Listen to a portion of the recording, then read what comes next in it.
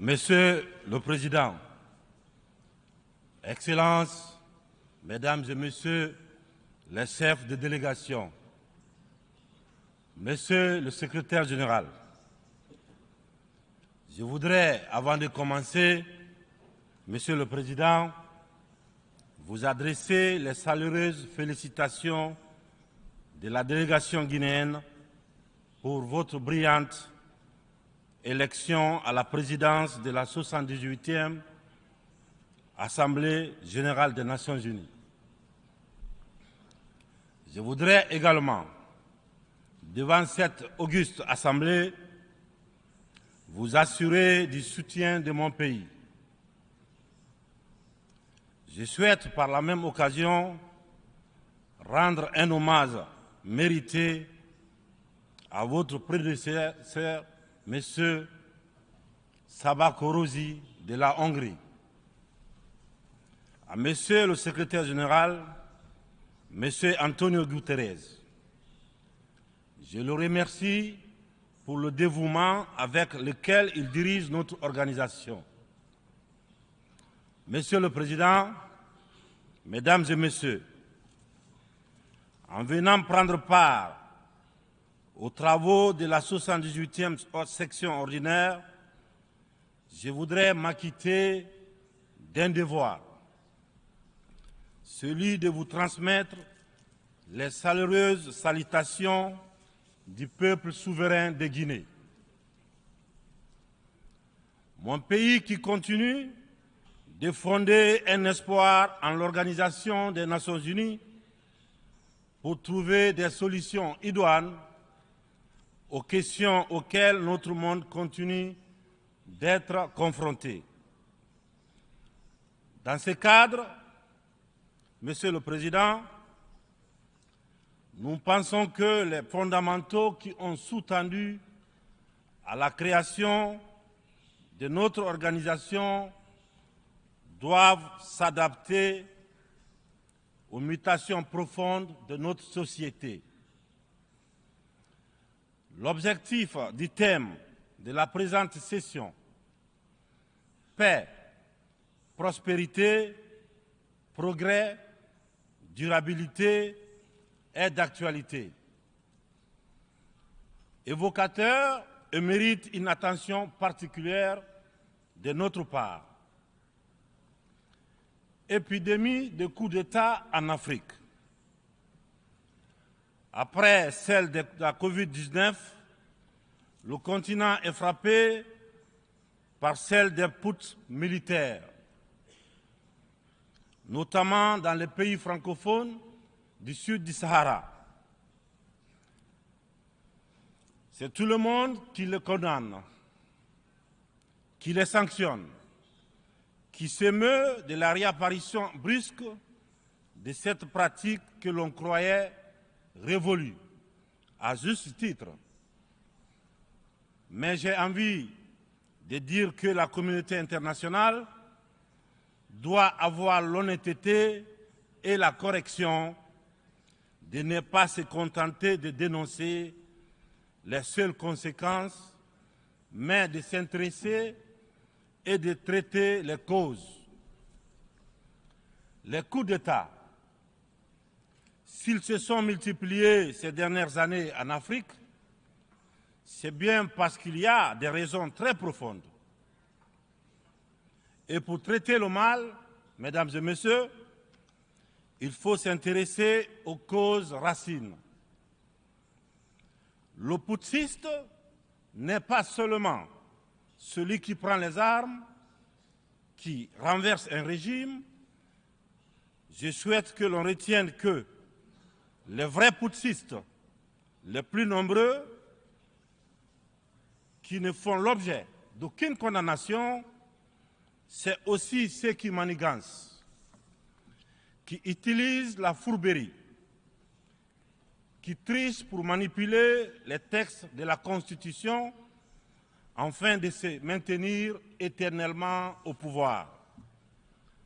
C'est ceux en col blanc qui modifient les règles du jeu pendant la partie pour conserver les rênes du pouvoir. Voilà les putschistes les plus nombreux. Monsieur le Président, Mesdames et Messieurs,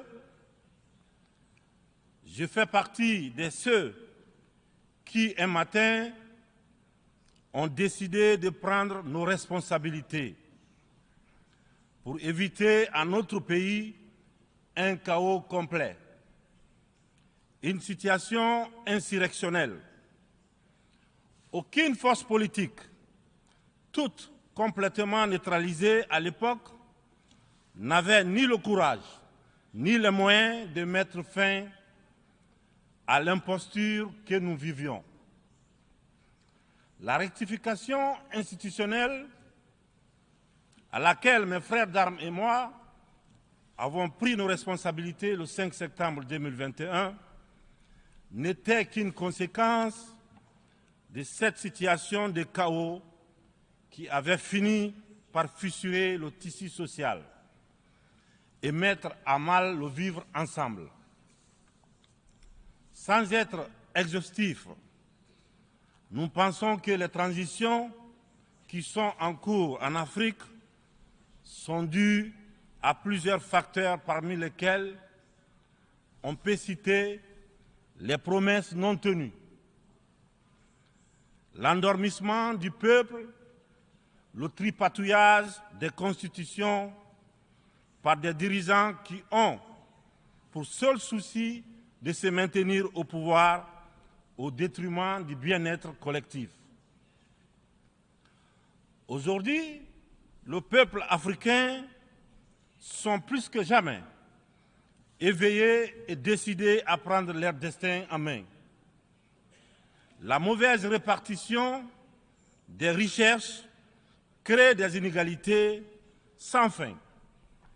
La famine, la misère qui rendent le quotidien de nos populations de plus en plus difficile. Ces inégalités font partie des causes des événements qui mettent en péril surtout le vivre ensemble. Quand les richesses d'un pays sont dans les mains d'une élite, alors que les nouveau-nés meurent dans les hôpitaux par manque de couveuses, il n'est pas surprenant que dans de telles conditions, nous assistons à des transitions pour répondre aux aspirations profondes du peuple. L'Afrique souffre, mesdames et messieurs. Elle souffre d'un modèle de gouvernance qui lui a été imposé. Un modèle certes bon et efficace pour l'Occident, qu'il a conçu au fil de son histoire, mais qui a du mal à passer et à s'adapter à notre réalité, à nos coutumes, à notre environnement. Hélas, j'aimerais dire que la grève n'a pas pris. Je sais que lorsque je dis cela, tout de suite, ils sont nombreux à se dire encore un bidas qui veut tordre le cou à la démocratie. Encore un soldat qui veut imposer sa dictature.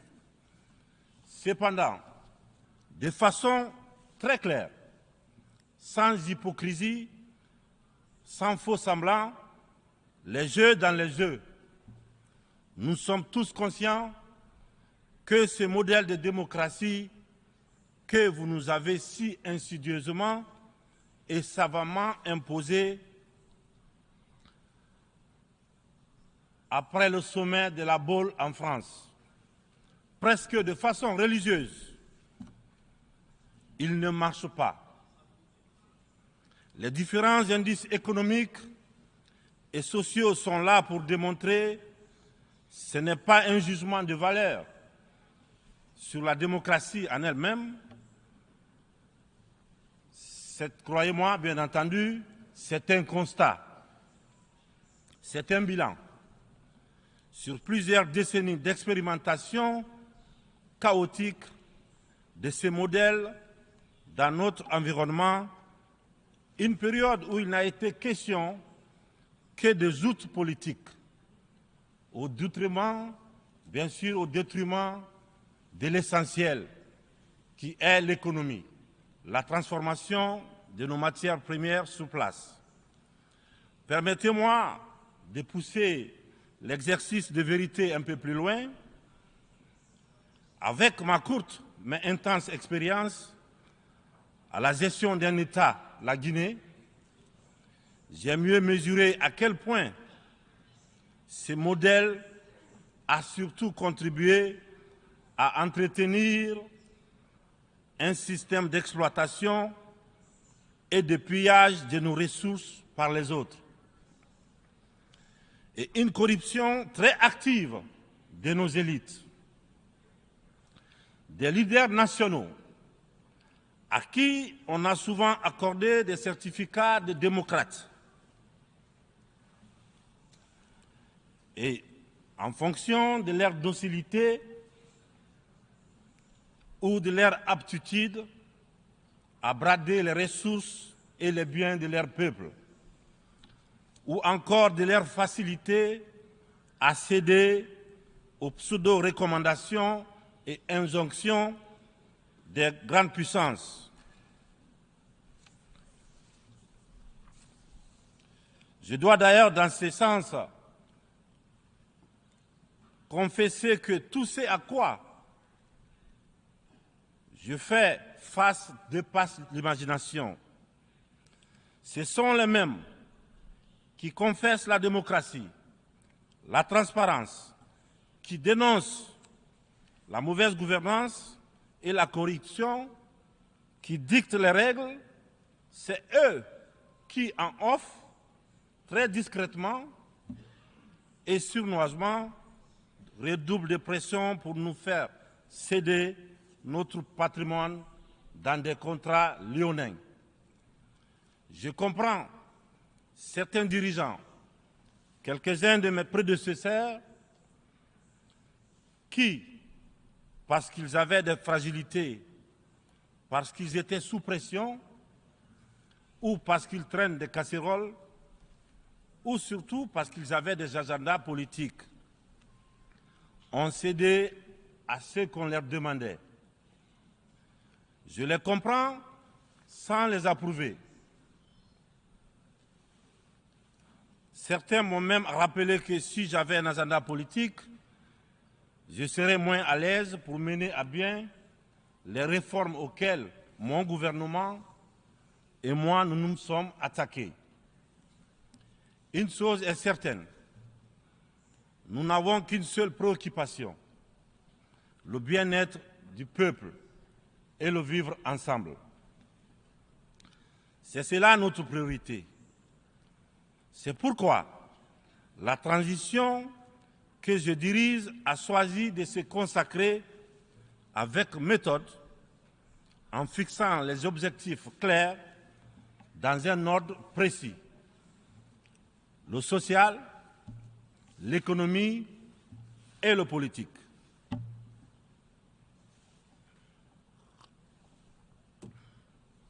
Monsieur le Président, Mesdames et Messieurs, mon uniforme, je l'ai mis au service de mon peuple.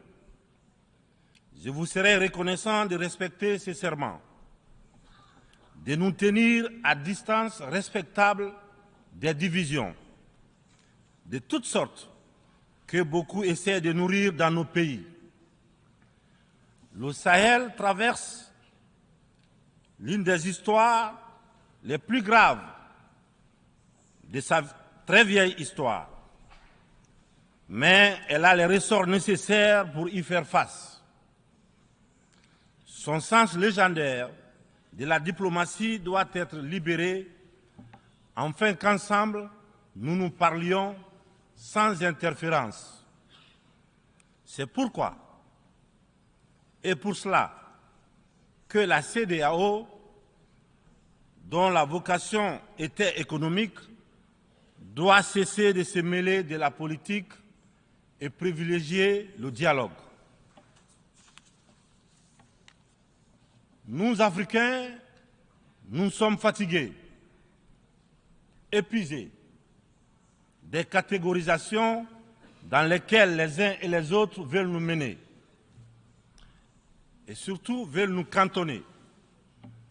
La population de l'Afrique est jeune. Elle n'a pas connu la guerre froide. Elle n'a pas connu la guerre et les guerres idéologiques qui ont façonné le monde pendant les 70 dernières années. C'est pourquoi nous, Africains, nous trouvons insultants les cases, les classements qui tantôt nous placent sous influence des Américains, tantôt sous celle des Anglais, tantôt des Français, tantôt des Chinois, des Russes et même des Turcs. Nous ne sommes ni pro, ni anti-américains, ni pro, ni anti-chinois, ni pro, ni anti-français, ni pro, ni anti-russe, ni pro, ni anti-turc. Nous sommes tout simplement pro-africains. C'est tout.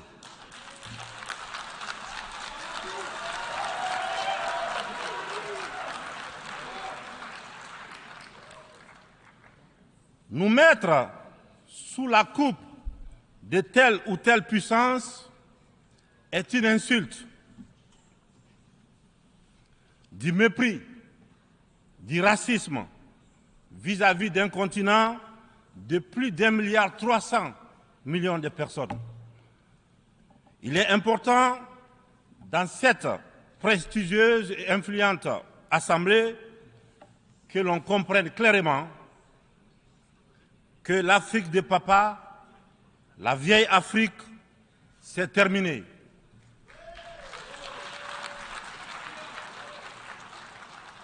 Avec une population de plus d'1 milliard d'Africains, dont environ 70% de jeunes totalement décomplexés, des jeunes ouverts sur le monde et décidés à prendre en main leur destin.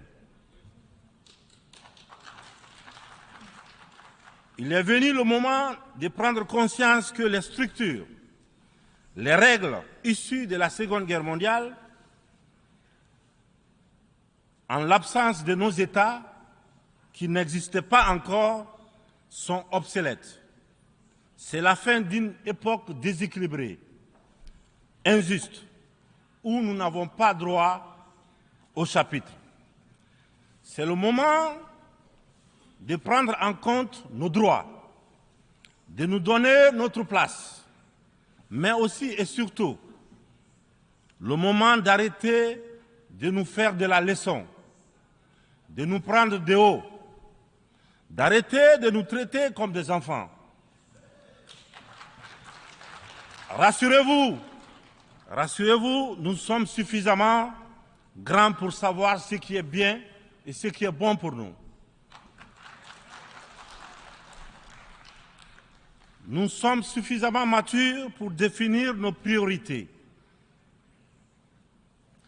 pour concevoir notre modèle qui corresponde à notre identité, à la réalité de nos populations, à ce que nous sommes tout simplement. Nous vous serions fort reconnaissants de nous faire confiance et de nous laisser mener notre barque comme vous l'avez permis dans certaines régions du monde. Vous l'avez permis en Asie, en Proche et Moyen-Orient, pour ne citer que cela. Cette infantilisation est du plus mauvais effet pour une jeunesse africaine qui s'est émancipée. Dans ce contexte, nous sommes tous interpellés et appelés à procéder à une meilleure analyse de la situation en vue d'initier et de poursuivre de nouvelles politiques au bénéfice de tous. La communauté internationale doit regarder l'Afrique avec les yeux neufs Elle doit entreprendre avec elle désormais une coopération franche dans un esprit de partenariat gagnant-gagnant. Je vous remercie de votre attention. Merci.